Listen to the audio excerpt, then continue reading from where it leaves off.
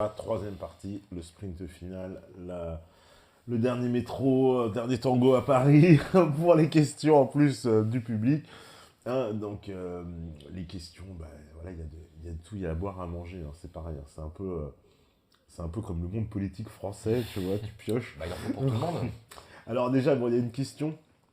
On me demande, bonsoir, pour vous, la distinction droite-gauche se fait uniquement en fonction de l'axe libéralisme sociétal.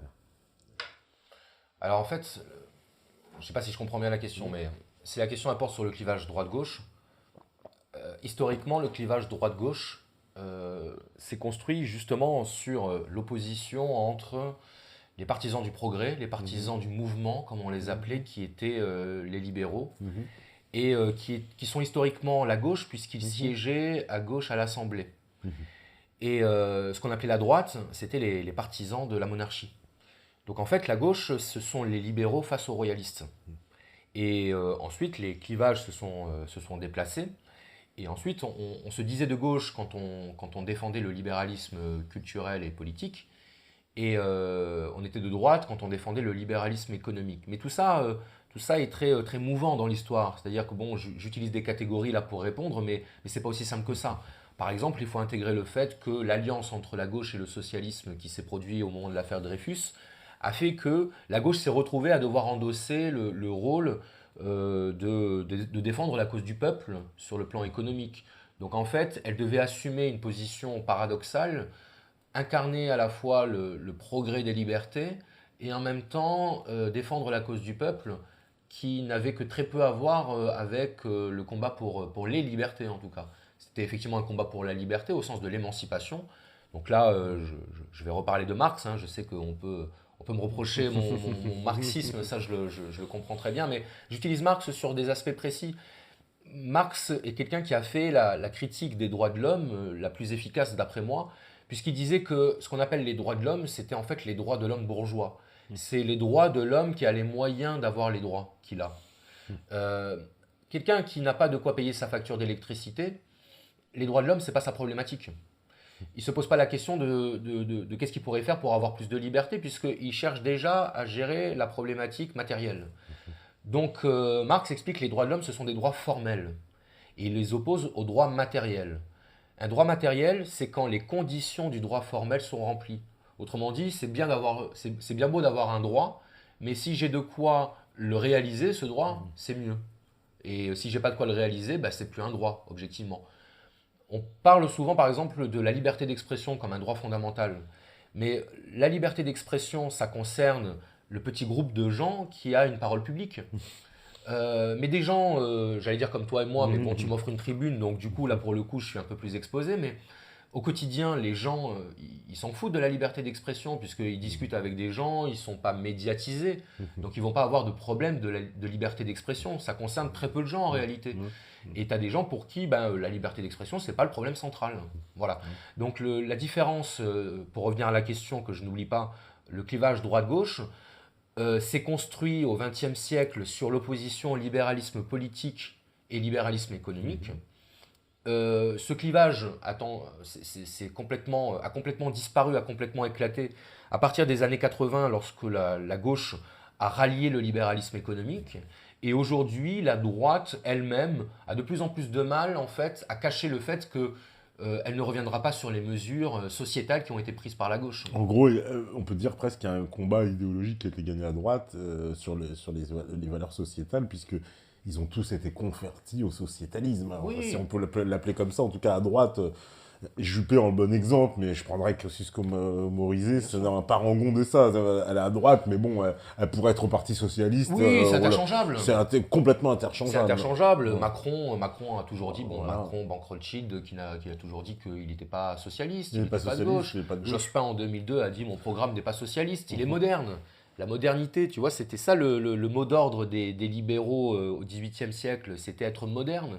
Donc c'était se battre contre le passé, se battre contre les archaïsmes, les fantômes du passé. Tu vois, c'était ça l'imagerie conceptuelle de la gauche au départ. Là, ils se Voilà. prennent une petite gifle quand même entre Hamon et enfin, Fillon. Je veux dire, ils sont quand même vachement contredits par les gens qui sont Ouais. leur électorat de base, quoi, Ouais. leur cible, l'électorat populaire de base, qu'il soit de droite ou de gauche.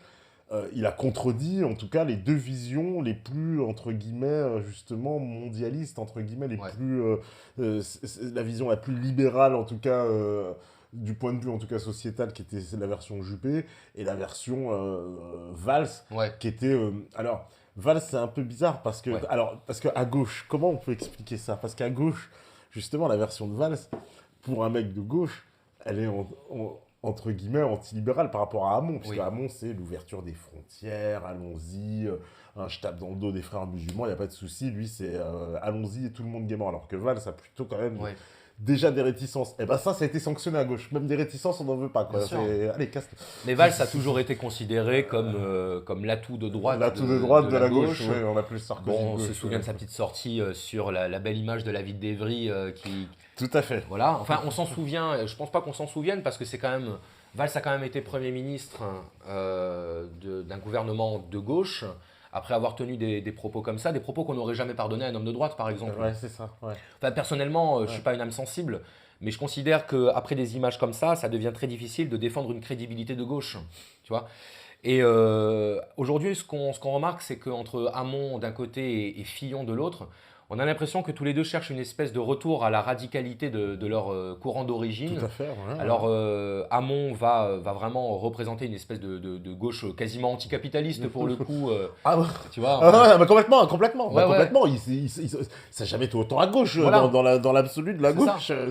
Et Fillon qui essaye tant bien que mal d'avoir des positions conservatrices, mais on voit bien que c'est quelque chose qui apparaît quelques mois avant les élections et que bah, s'ils avaient voulu être radicaux chacun dans leur branche, ils auraient pu le faire déjà depuis un petit moment. Donc on voit bien que tout ça est quand même stratégiquement très opportun, que ça arrive au bon moment, que électoralement c'est très efficace, ça permet de donner l'impression de faire croire une petite piqûre de rappel, mais vous inquiétez pas, je suis bien de gauche, mais vous inquiétez pas, je suis bien de droite, allez-y. Mais au final, est-ce que c'est eux qui ont en dernière instance le pouvoir de décision sur la politique nationale? Quand on sait qu'une grande partie, proportionnellement parlant, des lois votées en France et dans les pays d'Europe émanent directement des directives européennes, on peut douter de leur capacité à appliquer réellement leur programme et leur discours. Donc là-dessus, au risque de paraître populiste, mais je pense que voilà, on s'est occupé de ce mot tout à l'heure, bah, je pense qu'on est dans le discours, on est dans la posture électorale. La politique, c'est du marketing. On soigne son image, on soigne sa communication, on essaye de dire ce qu'il faut au moment où il faut le dire. Et puis des fois, les affaires nous rattrapent et ça entache notre image. Voilà, on compose avec ça. En tout cas, il y a bien quelque chose derrière cette affaire. Alors, on me dit, y a-t-il un mouvement politique dans lequel tu te reconnais aujourd'hui, style Mélenchon, FN ou rien, ou une autre voix encore inconnue ou non médiatisée? Ils veulent savoir. Ils sont très curieux. Ils ont raison d'être curieux. Aujourd'hui, je ne me reconnais pas personnellement hein, dans un mouvement politique existant, mais en fait, indépendamment de ce qui est proposé, c'est-à-dire que je fais partie de ces personnes qui n'attendent plus rien en termes de changement de fond de la part de la classe politique. Alors, je sais que beaucoup me le reprochent et que on me dit mais c'est du renoncement. Non, c'est pas du renoncement. C'est-à-dire qu'à un moment, soit on, on veut l'émancipation, on veut la vraie liberté, on veut recouvrer cette vraie liberté. Et dans ce cas-là, on doit l'assumer nous-mêmes et ne pas attendre que ce soit des hommes politiques qui fassent le boulot à notre place. Ou soit on poursuit la logique d'inféodation à la classe politique, mais dans ce cas-là, on ne peut pas se plaindre des conséquences. Voilà. Bon, je ne vote plus. On est pris dans une contradiction alors quand même aussi nous-mêmes alors. Parce que Oui. c'est soit entre guillemets, on s'investit pour les combattre, mais sinon si on combat pas, on supporte les conséquences. Donc et après on se plaint. Donc, Alors justement, moi je pense que quelqu'un qui ne vote pas, moi je ne vote pas, n'a pas le droit de se plaindre. Il n'a pas le droit de se plaindre d'un homme politique. C'est pour ça que moi je ne suis pas du tout justement dans la lamentation et la récrimination. D'ailleurs, pour moi les hommes politiques font leur travail. En fait, on leur donne un pouvoir et ils utilisent ce pouvoir. Mais dans mon esprit, la corruption est inhérente au pouvoir. Tu vois. Donc certains diront ça c'est un discours anarchiste. C'est vrai, c'est un discours plutôt anarchiste de considérer que le pouvoir corrompt par nature. Alors, c'est ce que pensait Proudhon, par C'est ce que exemple, pensait Proudhon, qui disait que l'anarchisme n'était pas l'absence d'ordre, il disait que c'était l'ordre sans l'autorité, puisque l'autorité, c'est un pouvoir plaqué sur l'ordre naturel, par exemple. Platon disait tout homme au pouvoir devient méchant. Bon, c'est la traduction moderne, alors ça fait un petit peu. Voilà, le mot n'est pas le plus approprié, mais on comprend ce que ça veut dire. Le pouvoir corrompt et l'homme est corruptible. Quand on dit que l'homme il est mauvais par nature ou égoïste par nature, non. Il devient mauvais, il devient égoïste lorsqu'il est mis dans un contexte où il a la possibilité d'écraser son prochain et où, disons, tout participe de la corruption, en quelque sorte. Aujourd'hui, pour gagner une élection, il faut mentir. Tu peux pas dire la vérité au peuple, parce que le peuple ne votera pas pour toi si tu lui dis la vérité. Toi, par exemple, si tu as un ami et que tu estimes que cet ami, il fait quelque chose de répréhensible, tu as envie de le sermonner. Tu sais que tu peux le faire parce que c'est ton ami et quelque part, il attend de toi la vérité. Mais Jean-Luc Mélenchon, c'est pas mon ami. Benoît Hamon, c'est pas mon ami. Marine Le Pen, c'est pas mon ami. Je les connais pas, ces gens-là. Je sais qu'ils font des discours qui sont écrits par des communicants et que leur boulot, c'est d'accéder au pouvoir. Et je ne leur veux pas, je ne leur reproche pas. Je dis simplement qu'à titre personnel, je ne veux pas participer à ça. Parce que l'histoire du XXe siècle, et même l'histoire tout court, nous a montré que le pouvoir ne profite jamais au peuple. Alors c'est peut-être une vision très manichéenne, très populiste, tout ce qu'on veut, il n'y a pas de problème, je l'assume. Et plus j'étudie l'histoire, et plus j'ai l'impression que l'histoire confirme ça. Tu parles aussi, tu fais référence, on n'a pas parlé, mais de Michel Onfray. Et c'est assez, c'est un bon exemple aussi d'illustration parce que à un moment donné, en fait, il sort des clous. Mm. Donc, il fait une déclaration où il parle de l'école. Alors, somme toute, assez de bon sens. Du bon sens. Voilà, beaucoup de bon sens. Où Encore il dit, une en fois. gros, bon, bah, moi, j'ai connu l'école républicaine. C'est quoi cette école d'aujourd'hui Il dit même, c'est cette école-là qui m'a qui permis, m'a permis, voilà. voilà, moi, petit-fils d'ouvrier, enfin fils d'ouvrier agricole, de devenir quelqu'un qui a fait des études de philosophie, etc. Voilà, voilà. Donc ça, en fait, il fait les louanges de l'école républicaine, mais on va dire, il détruit voilà, l'école moderne, hein, la pédagogie différenciée, hein, comme il l'appelle, et il se fait absolument allumer de tous les côtés. Oui. Quoi. Il n'a pas le droit de faire ça. C'est ça.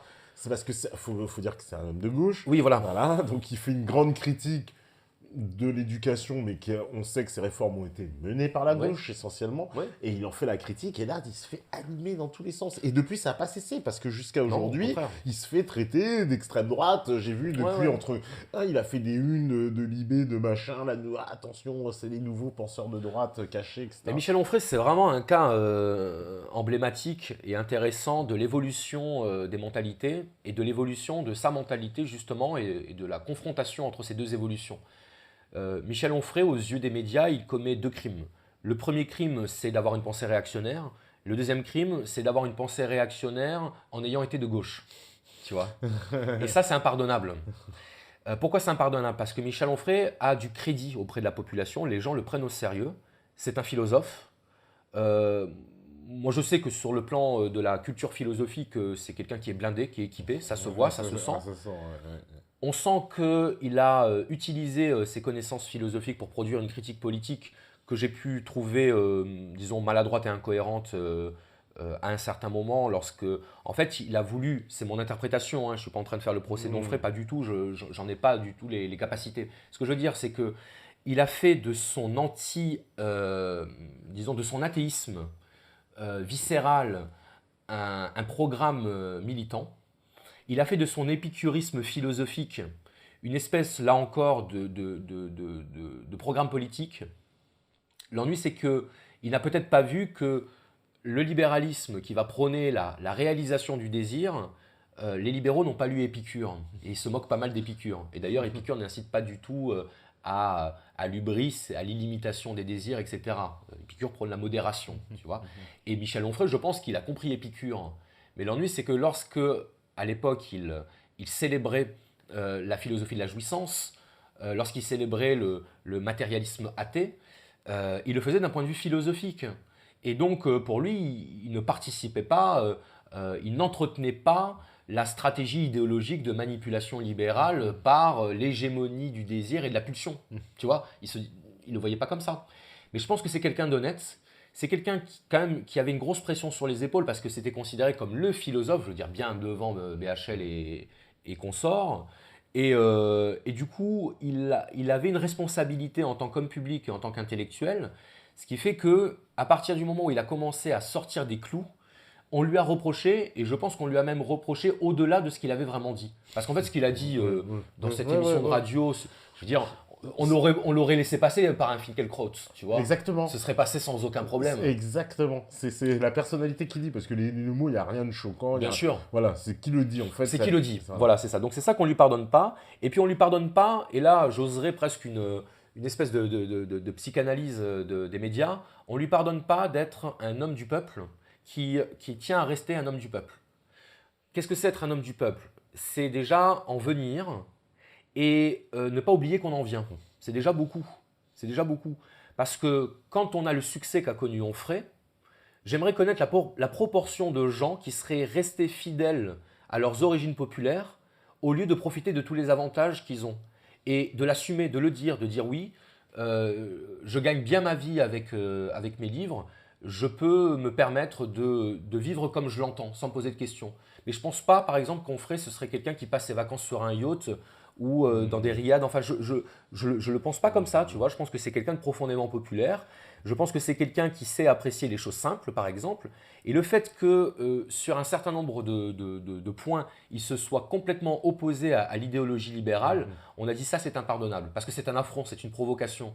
Michel Onfray, je pense, se fait un plaisir de remettre à leur place les pontes de l'idéologie libérale dont il sent que philosophiquement il les croque. Et quand il est un passage assez saisissant qui illustre bien ce que tu viens de dire, c'est quand il était à On n'est pas couché. Et il y a un échange houleux avec Yann Moix. Ah bah tu m'as devancé. Voilà. Parce que dedans, il lui parle du peuple à un moment dedans. Voilà. Et qu'il lui dit le peuple, ça n'existe pas. Le peuple, ça n'existe pas. C'est parce qu'il lui dit le peuple, il lui dit le peuple, ça n'existe pas. Voilà. Ah bon ça. Si Yann Moix l'a dit, c'est que c'est vrai. Voilà. Tu vois. Non, c'est en fait, on a un Yann Moix. Alors je crois, on m'a dit qu'il avait présenté ses excuses depuis, comme quoi il aurait été trop loin face à Michel Onfray. Enfin, c'est ce qu'on m'a rapporté. J'ai pas vu en détail. Parce que Michel Onfray, il garde son calme. Je tiens à préciser. Exactement. Parce qu'il se laisse pas tomber, parce qu'on a l'impression presque qu'il veut le pousser à réagir pour qu'il soit il s'en aille du plateau, soit il l'insulte, soit il a une. Mais garder son calme face à quelqu'un qui débite des épilepsies, etc. C'est quand même la marque d'une stabilité intérieure et d'une certaine confiance en lui, quoi. Donc ça, on ne peut pas lui enlever. C'est pas quelqu'un à qui on fera dire ce qu'il ne pense pas. Tu vois ce que je veux dire? Donc beaucoup de gens lui reprochent ce qu'il dit ou ce qu'il ne dit pas, mais en attendant, lui, il ne dira pas ce qu'on attend qu'il dise. Voilà. Et ça, il faut lui reconnaître.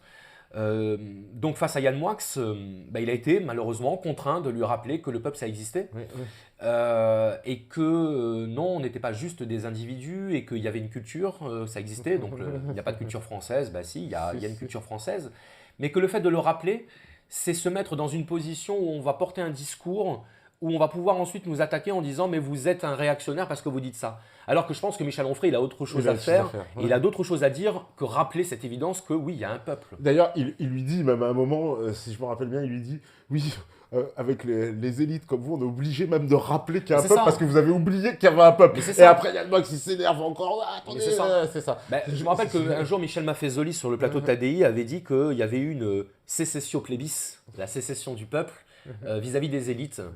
Et que c'était ça le populisme. Et en réalité, ce qu'il n'a pas vu, c'est que c'est les élites qui ont fait sécession. Donc là, il faut lire Christopher Lasch qui parle de ça. C'est-à-dire que c'est le peuple, c'était pas le peuple qui a fait sécession avec les élites, c'est les élites qui ont fait sécession avec le peuple. Et le peuple n'a fait que prendre acte de cette sécession. Tu vois ? On en revient toujours à la même chose. Qu'est-ce que c'est qu'être populiste? Être populiste, c'est considérer par exemple que, comme disait Michéa, plus on s'élève, plus on prend de l'altitude sociale et plus l'oxygène moral se raréfie. Tu vois, ceux qui vont taxer ça de populisme seront les premiers à dire que l'homme est mauvais par nature, mais par contre, l'homme de pouvoir n'est pas mauvais par nature. Et défendre les catégories populaires, c'est idéaliser le peuple. Tu vois, c'est considérer que le peuple est bon par nature. Mais par contre, si on dit que les hommes politiques ont peut-être fait des choses répréhensibles sur le plan moral, là, attention, on est dans le populisme. On retombe dans une contradiction. Moi, je pense qu'Onfray, là-dessus, il a répondu comme il le fallait. C'est-à-dire qu'il a fait comprendre à Yann Moix qu'il ne parlait pas de la même chose, qu'ils n'étaient pas du même monde, en fait. C'est tout. Parce que face c'est à ce qu'il lui a dit après. Oui, vous êtes dans les petits dîners à Paris. Après, Bien sûr. il n'a pas aimé du tout. Ce que Yann Moix, d'ailleurs, en brillant dialecticien, a répondu que lorsqu'un philosophe parlait des mondanités, c'est qu'il n'avait rien à dire. Oui, voilà, oui, Voilà. oui, Sauf que bien sûr, c'est lui vrai. qui place le débat à un niveau tellement bas qu'un philosophe ne peut pas répondre à ça. Et Socrate a dit avant tout le monde qu'un philosophe face à un sophiste, il est désarmé. Il ne peut pas lutter. Il ne peut pas lutter parce que tu ne peux pas lutter contre le mensonge et la manipulation. Tu peux juste le mettre en lumière, tu vois. Et tu peux le révéler. La révélation, c'est la mise en lumière. Donc, mettre en lumière l'hystérie d'un Yann Moix sur la question du peuple, c'est suffisant comme réponse. Il n'y a pas besoin d'en dire plus. Vouloir en dire plus, ce serait donner un crédit à cette parole qu'elle ne mérite pas. À mon avis, c'est comme ça qu'Onfray a dû se le dire, parce que lui, il reste assez droit dans ses bottes. Ah oui, finalement. complètement. Ah bah, il est d'un Il calme va pas- olympien, voilà. je trouve. Et puis il a compris. C'est le sphinx. Hein, C'est il quelqu'un qui a arrête. beaucoup fréquenté les médias, donc il sait comment ça marche. Il sait que dans les médias, on n'est pas là pour réfléchir. Bien sûr, oui. Je ne sais plus qui a dit ça, mais je prendrai les hommes politiques au sérieux quand, lors d'un débat, ils viendront avec un papier et un stylo et qu'ils essaieront de trouver ensemble des solutions. Ils viennent pas pour ça. Ils viennent pas pour trouver des solutions. Ils viennent pour éclater la gueule de l'autre en disant c'est moi qui ai raison, c'est toi moi qui as qui ai tort. Voilà, exactement. Donc on cherche pas la vérité en disant qu'on a raison. Non, on veut démontrer que l'autre a tort. On veut démontrer que l'autre a tort. Voilà, c'est pas du tout un travail de recherche, ça c'est clair. Alors, je vais reprendre un peu aussi des questions parce que sinon, après, ils vont me les dire. Alors, on me dit le FN occupe beaucoup d'espace médiatique dans les médias de masse. Ma question, selon vous, le FN est-il un leurre anti-système afin de faire fonctionner ce fameux front républicain au deuxième tour des élections? Ah, idée politique. Alors, quand on voit la mobilisation des partis républicains traditionnels face au FN, on peut effectivement se poser la question, en tout cas, à en croire la caste politique et médiatique, le FN représente un danger, effectivement. Alors la question, c'est de savoir si le Front National, lui aussi, comme n'importe quel autre parti politique, premièrement, compte appliquer ce qu'il dit, deuxièmement, aurait les moyens d'appliquer ce qu'il dit, même s'il en avait la volonté. Donc se pose la question de la volonté politique et se pose la question des moyens politiques. Ça, ce sont deux questions. Maintenant, effectivement, face à ce genre de questions, je ne peux pas être catégorique et définitif. Je ne peux pas dire, par exemple, que ça ne sert à rien de voter Front National et que ceux qui votent Front National tombent dans un leurre, puisque, de fait, c'est un parti qui n'a jamais exercé le pouvoir. Et c'est un parti qui a démontré son caractère anti-système. Bon. Maintenant, moi je suis assez partisan de l'histoire doit s'accomplir. S'il faut que le FN passe pour qu'on ait la réponse à cette question, à savoir est-ce que le FN peut faire quelque chose ou est-ce que le FN est un autre parti finalement est un parti comme un autre qui ne fera rien de différent, etc., qui n'améliorera pas le sort du peuple, etc., ben, à la limite, autant qu'il soit élu pour que l'histoire puisse avancer, pour que les choses puissent évoluer, se dérouler. Mais j'imagine vraiment très facilement, alors attention, ça c'est du complotisme, hein, j'annonce, que si le FN passait, je verrais bien quand même une instrumentalisation de sa victoire. Ça permettrait d'expliquer une situation de chaos dont le responsable principal pourrait être désigné comme étant le FN. Ouais, alors qu'il n'en sera absolument pas responsable quelque part. Voilà, ça pourrait avoir cette vertu-là d'un point de vue stratégique. Donc, lorsqu'on prend conscience de la perversion stratégique des gens qui nous gouvernent, on se dit que la victoire du Front National pourrait, en dernière instance, servir leur intérêt. Alors, on me demande aussi, de gauche ou de droite, doit-on continuer notre énergie sur ces deux partis? J'ai l'impression que nous parlons de quelque chose complètement démodé. Oui, c'est clair, oui, c'est démodé. Que devons-nous agir plutôt que d'en parler? Bon, déjà, le français est difficile. Là, tu vois, les ravages de l'orthographe, malheureusement, tu vois, moi, je les vois tous les jours. Non, mais ça, c'est normal, c'est l'émotion. C'est voilà, la méthode globale, hein. C'est les c'est dégâts. l'impétuosité. Non, j'ai compris la question, Ouais. bien sûr. Bah oui, passer à l'action. Mais alors, là encore, il n'y a pas... comment dire, il y a pas, on réfléchit d'abord et puis on agit ensuite. Le fait même de parler, de dire ce qu'on dit, c'est déjà de l'action, puisque ça a déjà un impact sur ce qui nous entoure. Une action, c'est le résultat d'une pensée. Si on veut transformer le monde, il faut transformer la pensée qui agit sur ce monde. Parce qu'on n'a pas la baguette magique. Je veux dire, qu'est-ce qu'on fait? Ça, c'est la question qui revient souvent. Ben, moi, je ne sais pas où il est le bouton sur lequel il faut appuyer pour changer le monde. Par contre, je sais que chacun à son niveau, si on incarnait ce qu'on propose dans le discours, ben, forcément, il y aurait une évolution. Mais il faut quand même prendre en compte les limites inhérentes à la situation dans laquelle on est. On fait ce qu'on peut. Et on ne peut pas faire beaucoup plus que ce qu'on peut. Mais déjà le dire, c'est déjà beaucoup parce qu'il y a des gens qui vont écouter, par exemple, qui vont écouter cette émission et qui vont se dire, ah ben tiens, là j'ai appris quelque chose ou là j'aurais pas vu comme ça. Donc qu'est-ce que ça va faire? Ça va produire une évolution dans leur pensée qui ensuite, enfin je veux dire moi c'est comme ça que ça s'est fait le processus. Tu lis quelque chose, ça t'interpelle, t'es pas d'accord mais tu as envie de creuser. Tu vois? C'est comme ça que ça évolue. Mais il ne faut pas oublier qu'on vit dans un monde qui est le monde de la matière et du temps. Et que dans le monde de la matière et du temps, les choses ne se font pas instantanément. Et c'est ça l'histoire. Hein. Qu'est-ce que c'est l'histoire? L'histoire, c'est le déploiement des actions humaines dans le temps. Et entre ce qu'on dit et les effets de ce qu'on dit, il y a forcément du temps. Donc, patience est mère de vertu ou de sagesse, je ne sais plus. En tout cas, soyons patients parce que c'est le seul moyen qu'on a d'espérer en tout cas que ce qu'on est en train de faire actuellement puisse aboutir à quelque chose dans les faits. D'accord. Alors, on me dit, tiens, question un peu polémique. Quel est votre avis sur le concept d'islamo-gauchisme de Pascal Bruckner, ce qui est la lutte contre le capital en utilisant l'islam comme force dissidente de déstabilisation? Non, alors l'islamo-gauchisme, j'avoue que c'est un concept qui m'a jamais travaillé. Je comprends ce qu'on veut dire par là. Je comprends ce qu'on appelle par là. Mais moi, j'ai une autre explication. C'est pas mon explication, mais je partage un autre point de vue là-dessus. C'est l'idée que nous avons une gauche et une extrême gauche qui est divisée. En fait, il y a une scission au sein de l'extrême gauche sur la question de l'islam. Pour certains, l'islam va à l'encontre des libertés individuelles. C'est une menace pour les libertés. Par exemple, c'est l'affaire du voile, l'affaire de la burqa. Un article de Nathalie Arthaud qui fait grand scandale récemment. Ouais. Où Voilà. elle fustige l'islam. C'est ça. Donc, lutte ouvrière. Voilà, Ouais. Donc, du coup, tu vas avoir des personnes de gauche ou d'extrême gauche qui vont être anti-islam parce que pour elles, l'islam est un logiciel rétrograde, conservateur, réactionnaire sur le plan des libertés. Donc, misogynie, homophobie, etc. Et pour certains, l'islam, c'est un aspect de la minorité.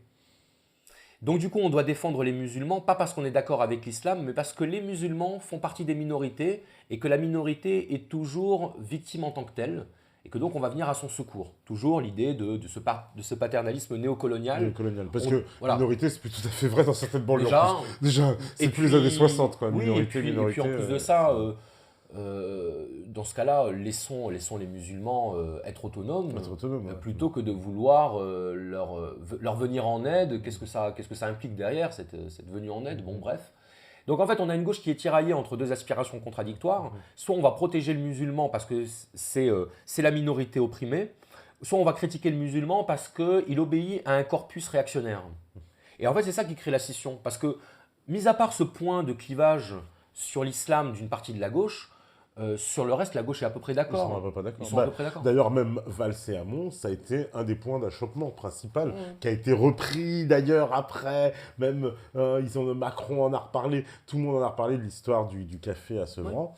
Donc ça a été le point d'achoppement sur cette question-là. Voilà. Caroline Forest, par exemple, va être anti-islam, mais pro-libérale sur le plan des libertés individuelles. Voilà. Donc du coup, elle se fait traiter d'extrême droite par des gens de gauche, mais elle se fait traiter d'extrême droite par des gens de gauche qui choisissent de défendre l'islam en tant que minorité. Voilà. Donc c'est comme ça que j'analyse le clivage au sein de la gauche et de l'extrême gauche sur des questions sociétales. Donc le concept d'islamo-gauchisme, il concerne simplement, selon moi, les gauchistes qui continuent à voir le problème de l'islam comme un problème lié à une minorité. Lié à une minorité. Donc tu es assez d'accord avec ce que dit Zemmour, qui développe beaucoup dans ses conférences, parce que j'ai retrouvé des points d'achoppement. Vous étiez d'accord sur certaines choses. Zemmour est d'accord avec moi, tu veux dire? Oui, Zemmour est d'accord avec toi. En tout cas, particulièrement, justement, sur l'application des droits de l'homme, il en parle beaucoup, et vous avez vraiment la ligne qui se rejoint. Ouais. Et lui, ce qu'il dit, c'est que, justement, alors comme toi, en plus, tu n'en parles pas vraiment dans ton livre, je vais te demander ce que tu en penses. Lui, il dit que justement cette application à l'infini d'un droit individuel, ce qui est le contexte actuel, et voilà, tu l'expliques très bien dans ton livre, comment on en est arrivé là, etc. Lui aussi, bon, il explique dans ses conférences. Et lui, il dit que justement, l'islam vient se greffer, entre guillemets, sur cette situation-là. Et en fait, au nom de la liberté individuelle, par contre, impose un droit collectif. C'est un droit collectif caché derrière la volonté. Parce que après tout, il dit... Je comprends, on va dire, le musulman qui voit les mecs de la Gay Pride, il dit bah, moi aussi je vais défiler, moi aussi je veux mon droit, moi aussi je veux mon hijab, moi aussi je veux mon halal, puisque après tout, l'autre il a bien le droit à machin, et puis les hommes ils changent de sexe, etc. Après tout, dans ce monde-là. Et d'ailleurs, ces arguments-là sont difficilement réfutables par un libéral conséquent. Par exemple, si on ouvre la voie au mariage pour tous, bah moi, pour tous, j'entends tous. Et je me dis, si j'ai envie de me marier avec mon frigo, par exemple, pourquoi j'aurais pas le droit Si j'ai envie d'avoir plusieurs femmes, pourquoi j'aurais pas le droit Si elles sont consentantes, qu'est-ce qui me l'interdit Au nom de quelle valeur Exactement. Au nom de quoi peut-on me l'interdire Bah oui, parce que c'est pour tout, c'est indéfini, c'est mon droit individuel. C'est mon droit individuel. Moi, j'ai le droit de faire ça, puisque après tout, c'est vrai que s'il y a 6 femmes consentantes, pourquoi j'aurais pas le droit Ou l'inverse, moi je suis pas contre, la polyandrie, très bien, pas de souci, tout va bien, c'est le droit individuel, dans ce cas-là, donc il n'y a pas de critères.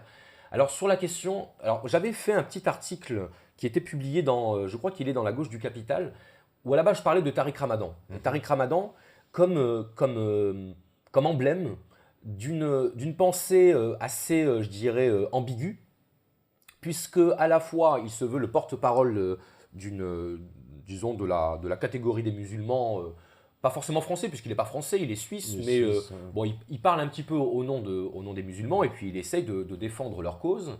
Et en même temps, il va utiliser des arguments qui sont tout le temps des arguments droits de l'homiste. Complètement. Ah, mais complètement. Complètement. Il s'appuie là-dessus tout le temps. C'est ça. C'est-à-dire que la pratique de l'islam et la foi musulmane sont défendues au nom du logiciel des libertés individuelles. Tout à fait. Voilà. Certaines femmes musulmanes auraient demandé des aménagements d'horaires dans les piscines. Oui, mais vous avez bien des horaires pour ceux qui font du nudisme, etc. Donc tu peux toujours, ou dans certaines familles, dans certaines communautés juives, il y avait aussi des demandes. Donc après tout, pourquoi le refuser aux musulmans? Donc c'est toujours l'argument de la liberté individuelle qui est mis en avant. Moi, ça m'avait intéressé parce que fondamentalement, si on suit les prescriptions religieuses, islamique, par exemple, en l'occurrence, ce n'est pas du tout un logiciel libéral. Ce n'est pas un logiciel basé sur la liberté individuelle, l'islam. Bon, c'est construit sur un corpus de valeurs, un système de valeurs, et qui font référence à une notion de transcendance. Tout à fait. Donc là, on n'est pas du tout dans le libéralisme. Et je m'étais posé la question dans l'article, est-ce que défendre l'islam au nom du libéralisme, ce n'est pas jouer et travailler pour la libéralisation de la religion? Est-ce que ce n'est pas introduire dans la religion un mode de pensée qui est issu de la philosophie des Lumières et des droits de l'homme? Et donc je me suis dit, il y a beaucoup de gens qui pensent qu'en fait, Tariq Ramadan cherchait à favoriser l'islamisation de la France. Moi je demandais, est-ce qu'il ne cherche pas à favoriser la libéralisation de l'islam? C'est la grande question que justement on se pose. Est-ce que Tariq Ramadan... voilà, il porterait un peu comme un espèce de nouveau philosophe des Lumières, un espèce de nouveau philosophe des Lumières qui voudrait effectivement libéraliser l'islam, ou alors est-ce que c'est l'inverse? Est-ce que c'est pas plutôt au nom du libéralisme qui nous introduit Alors après, l'islam? ça peut être stratégique, je pense que Tariq Ramadan est un gars suffisamment intelligent pour savoir ce qu'il fait, et il le fait. Maintenant, sur la question donc, de ce que disait Zemmour, notamment, c'est l'idéologie libérale est par nature condamnée à l'autodestruction. Pourquoi? Parce qu'elle est basée sur l'égale acceptation de toutes les valeurs, de toutes les croyances, de toutes les normes, au nom du principe de neutralité axiologique. Toutes les valeurs se valent, pas de hiérarchie des valeurs. Ça, c'est son postulat. Et si on admet ce postulat, eh bien, l'islam doit pouvoir s'intégrer parmi l'ensemble des valeurs, des normes et des croyances concevables. Bon. À partir du moment où on fonde une société sur ce principe-là, eh bien, on ouvre nécessairement la porte à des pensées, à des idéologies, à des courants spirituels ou religieux qui vont vouloir s'opposer au courant dominant, c'est-à-dire au courant libéral. Donc en fait, on laisse entrer le loup dans la bergerie. Si je reprends les concepts qui sont utilisés aujourd'hui pour définir l'islam et pour utiliser la menace de l'islam aujourd'hui. Et donc le libéralisme, alors là il y a une vraie question sur le plan philosophique qui se joue. Est-ce que le libéralisme n'est pas par définition une idéologie nihiliste qui peut se nier elle-même pour aller au bout d'elle-même? Tu vois? Parce elle serait portée à laisser faire, puisque son idéologie c'est le laisser faire, elle serait portée à laisser faire ce qui serait fatal pour elle.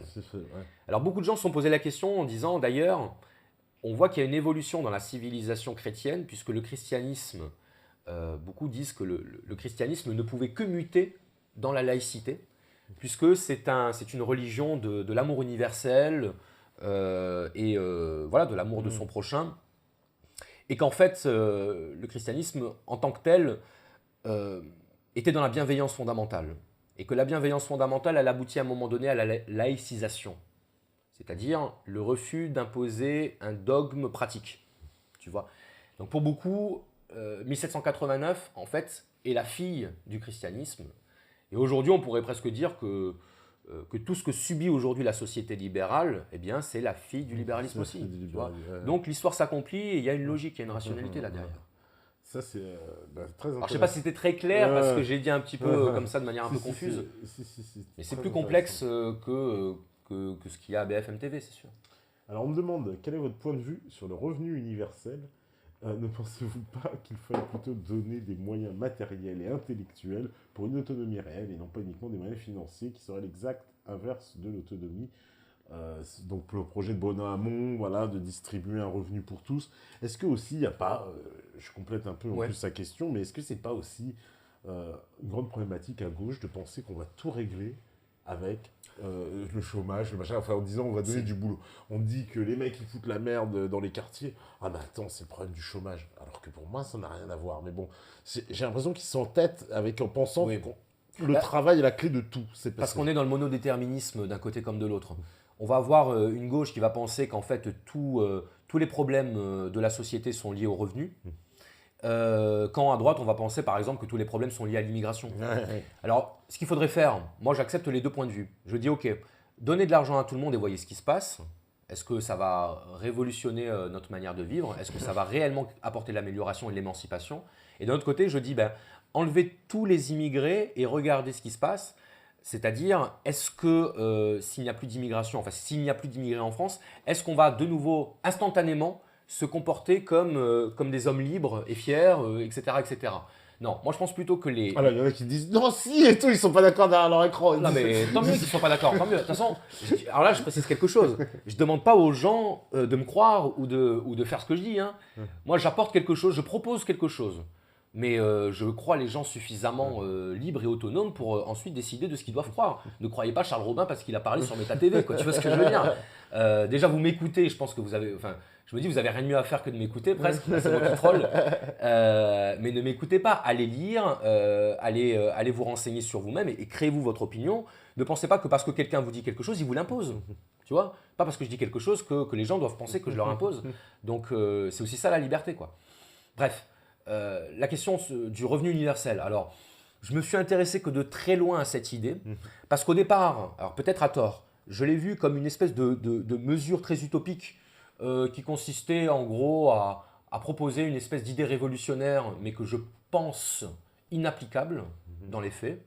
Alors bon, après, j'ai pas fait les calculs, hein, effectivement. Si on me démontre que c'est applicable et que ça peut être appliqué, je me rangerai à ce résultat. Il y a une tendance à vouloir résoudre tous les problèmes par l'argent.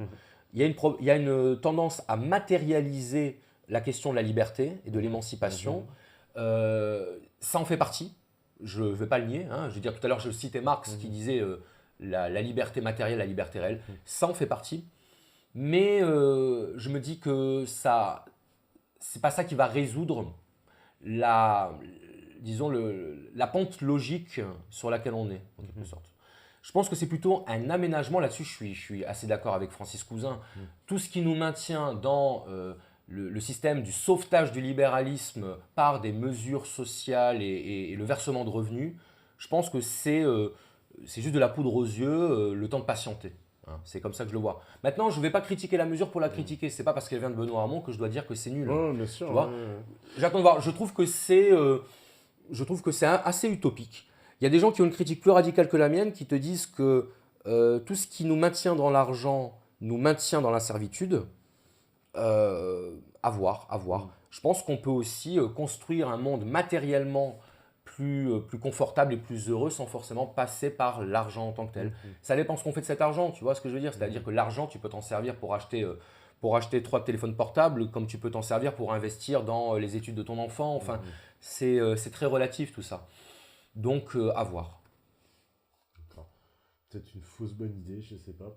Alors, on me dit aussi, est-ce que la critique justifiée de l'antiracisme et ses travers doit déboucher sur une exacerbation du racisme ou sur une indifférence globale face au communautarisme quel qu'il soit? Bien sûr que non. Mais le fait même de poser la question pose problème parce qu'en fait, on est en train de se poser la question si quand on critique quelque chose, on valide l'inverse. Si je trouve qu'il fait trop froid, je vais pas monter le chauffage à 55 degrés. Tu vois? Donc c'est pas parce qu'on critique quelque chose qu'on valide son inverse. Et c'est pas parce qu'on critique l'antiracisme qu'on est raciste. Mais bon, c'est une évidence. Je la rappelle quand même, c'est une évidence. La question, c'est de savoir qu'est-ce qui est à l'œuvre derrière la logique antiraciste. Bah déjà, ce qui est à l'œuvre, c'est une entreprise. Alors, ce qu'on disait tout à l'heure avant l'émission, dans l'antiracisme, je perçois du racisme. L'antiracisme, ça consiste à défendre, là encore, je mets des guillemets, l'égalité des individus et de rejeter les inégalités basées sur la race, puisque le mot racisme vient du mot race. Donc ça consiste à considérer quelqu'un par rapport à son origine, par rapport à son ethnie. Et donc dans l'antiracisme, il y a une réduction qui s'opère. On considère l'individu par rapport à son origine. Et ça, je trouve ça assez ennuyeux et assez problématique, puisque moi, quand j'ai un noir en face de moi, je n'ai pas un noir en face de moi. J'ai quelqu'un en face de moi qui se trouve être noir. Bon. Si cette personne tient absolument à se définir par rapport à ce particularisme ethnique, grand bien lui fasse, ça ne me dérange pas. Mais elle ne m'obligera pas à la réduire à cette catégorie-là. Tu vois? Parce que je connais des noirs, je connais des arabes qui sont très différents les uns des autres. Et si un noir est un enculé, c'est un enculé noir. Et si un noir est quelqu'un de bon, de généreux et d'exemplaire, ben c'est un noir bon, généreux et exemplaire. Tu vois ce que je veux dire? C'est pas ça qui va déterminer ton caractère et ta valeur intrinsèque, en quelque sorte. Bon, donc là déjà, on est sur le mode, on ne va pas essentialiser par rapport à cette question-là. Maintenant, je comprends que pour certains, politiquement, ce soit un enjeu. La question ethnique, qu'est-ce qui fait par exemple l'unité d'une civilisation et d'un peuple? Pour certains, le critère ethnique fait partie des critères importants.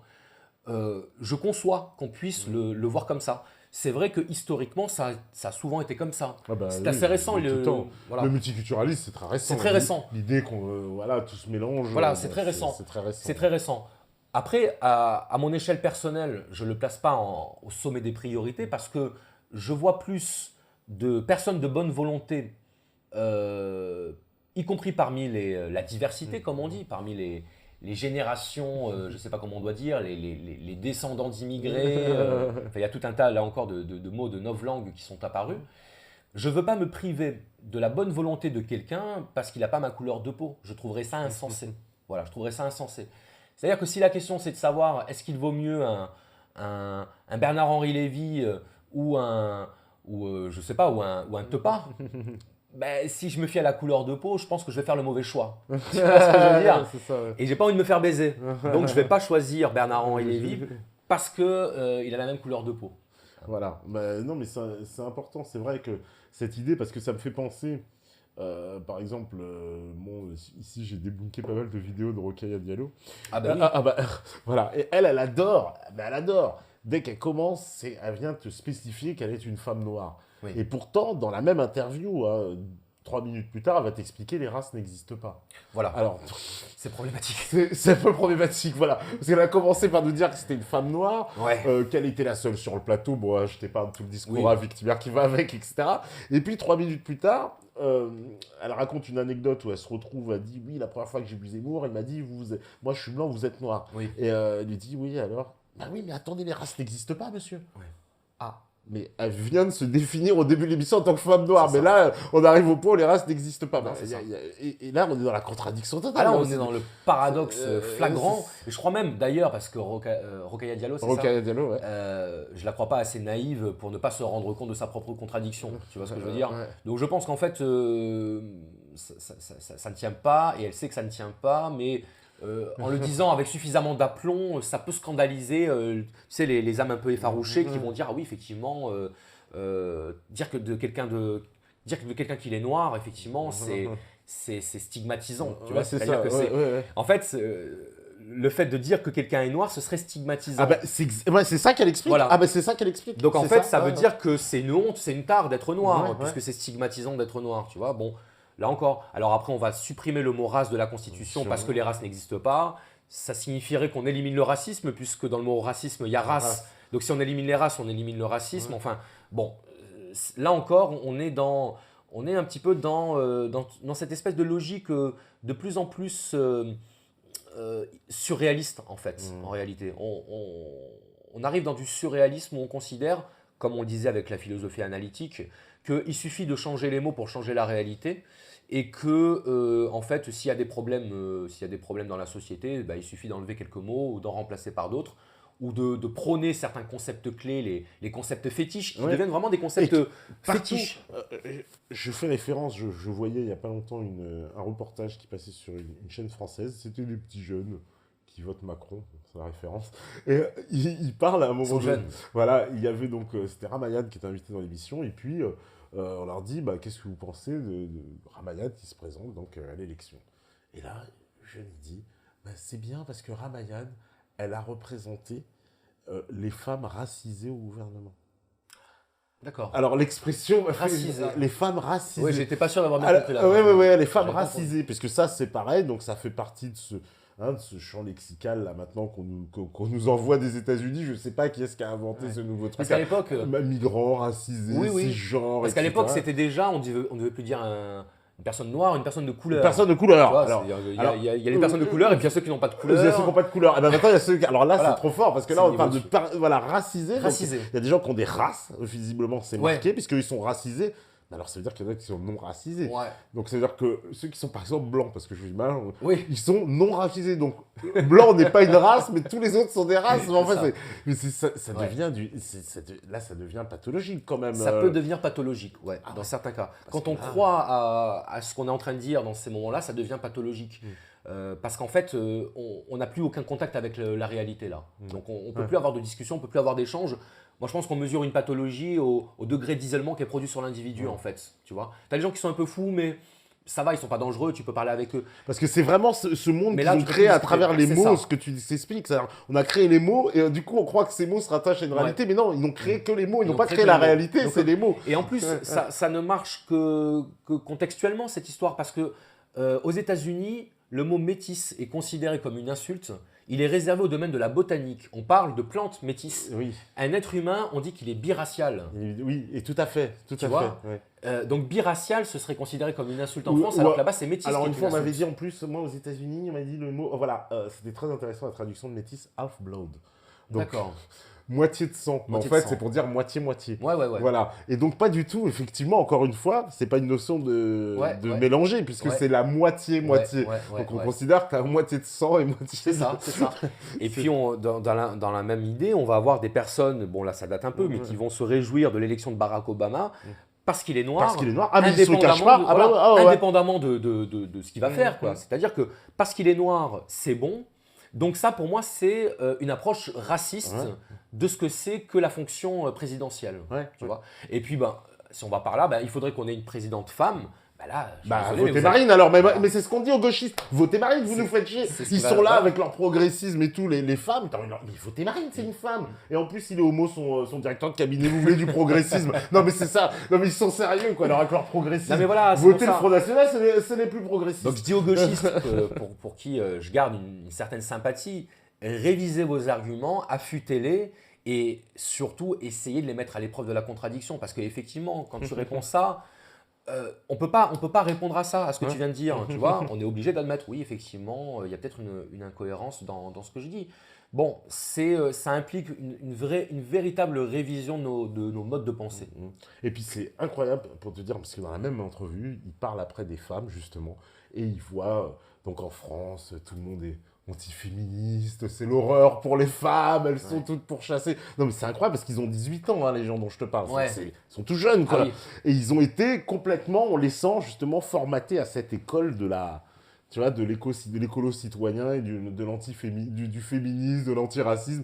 Ils sont complètement bouffés, Ouais, quoi. ouais. Enfin, quand j'ai vu l'interview, j'ai eu mal parce que je me suis dit, bah ça, ils ont 18 ans, ils ont vraiment l'âge de ça. C'est ça que ça a produit, quoi. Voilà, les 10 dernières années qu'ils ont usé à faire ça, bah voilà ce que ça a Et produit. surtout, qu'est-ce que ça va produire en retour? Ça va produire des hystériques qui vont être inaptes au dialogue sur ces questions-là et qui du coup vont renforcer. Parce que tout à l'heure, la question qui était posée, c'était une question à tiroir. Il y avait sur la question de l'antiracisme et du rapport avec le racisme.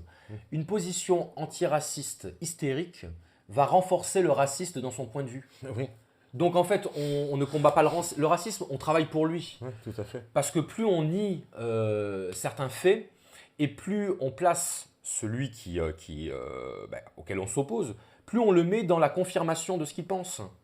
On dit, mais j'ai raison de penser ce que je pense parce que quand je vois mes opposants, je vois qu'ils sont complètement fous. Fou.